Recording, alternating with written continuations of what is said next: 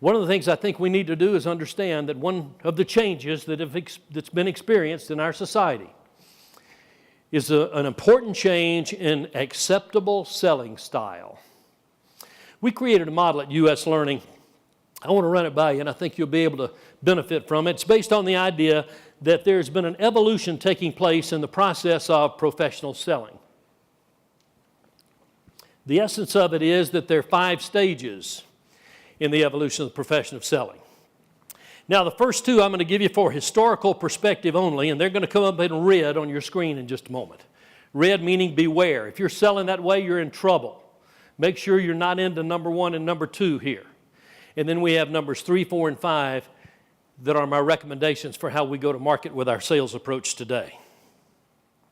Number 1 is the product pitch.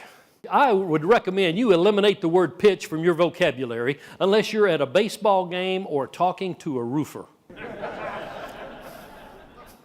You might need it then. Best example of the product pitch I can think of, how many of you ever remember seeing one of those old movies with a setting maybe 150 years ago where there's a guy selling snake oil off the back of a covered wagon? You remember the movie? There were a bunch of them. Now, what do you think that guy was thinking? Well, I don't know exactly what he was thinking, but let me tell you what I think he was thinking.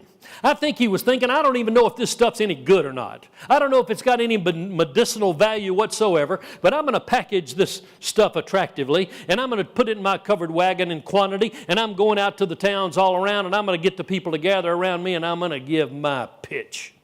And I'm going to make sure my pitch is slick. Some of them will buy some of this stuff. Well, at least he had a plan. Now, it might have been devoid of integrity, but at least he had a plan. And he went to market in his chosen manner. And he got the people to gather around, and he gave his pitch. And some of them did indeed buy some of that stuff. But only once, because there was no product integrity. But he just had to keep on moving, because nobody bought it more than once. He had to go the next town, next town, next town. What an existence that must have been. Now, in the post-war years of the 1940s, we saw stage 2 emerge. It was a little more sophisticated, but frankly not a lot better. It was called the hard sell. How many of you remember the era of the hard sell? Show of hands.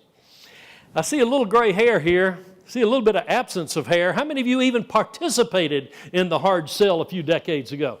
Yeah, some of you probably did. And you know what? It was the only game in town for a while. Yeah. Let me give you the best example I can think of the hard sell. When I got out of the University of Memphis with my sales major, I went to work for a sales training firm and immediately moved to St. Louis. We were promoting a big sales rally. We had a sales team of 5 people. Had a really bright sales manager. He came in one morning about 7 o'clock. We're all planning our day. And he said, hey guys, we were all guys back then. He said, hey, I heard the sales and marketing executives of St. Louis is bringing a big deal sales speaker in for a big rally coming up in a couple of weeks in one of the downtown hotel ballrooms. He said, I got us all tickets. He said, if we're going to be in the training business, we're going to practice what we preach, and we're going to go see what we can learn. And he passed out the tickets. And we went to the big sales rally in the downtown St. Louis hotel ballroom. 2,000 people there. Big crowd. And we heard the speaker. I probably should not mention his name because this is not a very flattering reference. But his initials were J. Douglas Edwards.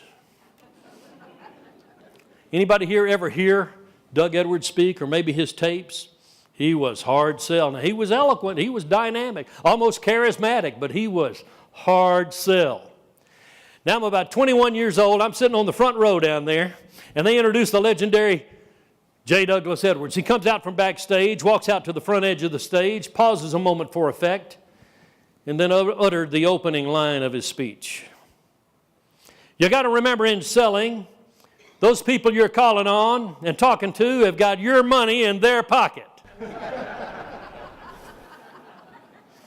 Your job is to get it without going to jail. And I'm 21 years old. I'm sitting there writing this stuff down. Some guy behind me said, man, that's good stuff, good stuff.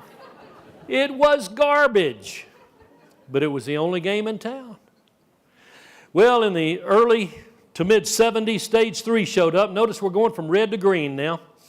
And there were some really bright salespeople who said, you know what, that hard sell stuff and giving those pitches, that's not really working anymore. We got to develop some relationships. Why don't we take some prospects to lunch, or let's find out what a customer thinks. Let's ask them where they're coming from and what they are really feeling about what their needs are, and let's treat them with respect.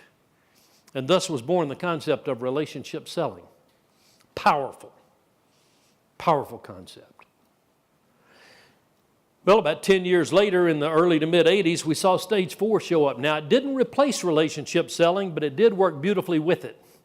And stage number 4 was what's referred to as needs analysis selling. Needs analysis.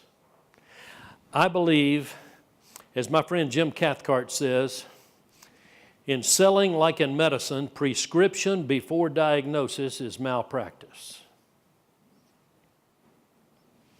That's powerful. Let's don't go out in the marketplace and say, oh, I'm glad to be here. Let me tell you about me. Let me tell you. And then we go getting foamed up at the mouth, giving our pitch. And it's no way to go to market today.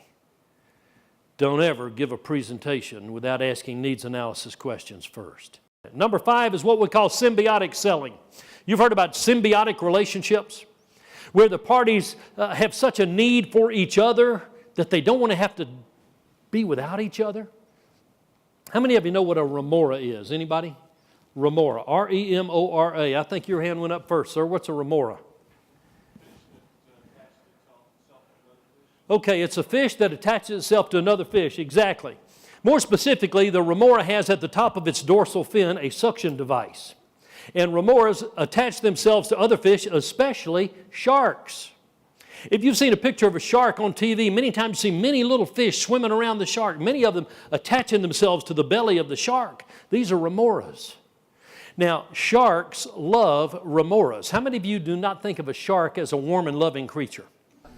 Me neither, but they love remoras because that remora attaches itself to the belly of the shark and it moves around slowly, consuming the residue on the shark's belly. So the shark gets a clean belly out of the deal. Thus, he can swim with greater efficiency in seeking his prey, and the remora gets a happy meal, and everybody's cool. It's called a symbiotic relationship. How many of you have some people, maybe it's a commercial account, but maybe it's somebody, it's a residential account, and they continue to call you year after year, and they refer you to a lot of friends and family because they swear by the great job that you do. You got anybody like that? That's probably a symbiotic relationship, and you should be very proud of the relationship you have forged by serving those people in that manner.